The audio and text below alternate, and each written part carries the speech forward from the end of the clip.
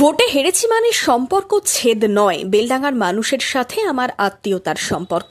বেলডাঙ্গায় কর্মী সম্মেলন থেকে 2026-এর বিধানসভা ভোটে ঘুরে দাঁড়ানোর বার্তা দিলেন অধীর চৌধুরী। হারার আগেও বলেছি, হারার পরেও বলছি, আমি হারি বা জিতি, এই এলাকার মানুষের সঙ্গে আমার যে সম্পর্ক, যে সম্পর্ক স্থায়ী সম্পর্ক, সারা জীবনের সম্পর্ক।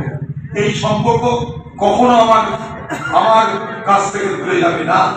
তাই যখনই আমি যেখানেই যাই, যেখানেই যা বলি, সর্বপ্রথম এই এলাকার মানুষের প্রতি আমি আমার কৃতজ্ঞতা জ্ঞাপন করে আমার কথা বলি। গত নির্বাচনে আমরা হেরেছি। তৃণমূল যে নেত্রী, সে খুশি হয়েছে, কারণ সে দীর্ঘদিন চেয়েছিল যে অধীর চৌধুরী নামক এই জঞ্জাল কাজ করে যাক প্রার্থী। ভেবেছিল যে হারলে আর তাকে দেখাও যাবে না, খুঁজেও পাওয়া যাবে না, এলাকা ছেড়ে চলে।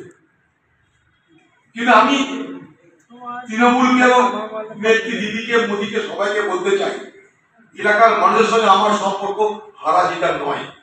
এখানকার মানুষের সঙ্গে আমার সম্পর্ক আত্মীয়তা, ভ্রাতৃত্ব এবং বন্ধুত্বের সঙ্গে। বুধবার বেলডাঙ্গা 1 নম্বর ব্লক ও শহর কংগ্রেসের ডাকে কর্মী সভায় দলীয় নেতৃত্বকে বিধানসভা ভোটের আগে ঘুরে দাঁড়ানোর বার্তা দিলেন প্রাক্তন সাংসদ। কর্মী সভায় মানুষের উপস্থিতি দেখে খুশি অধীর চৌধুরী।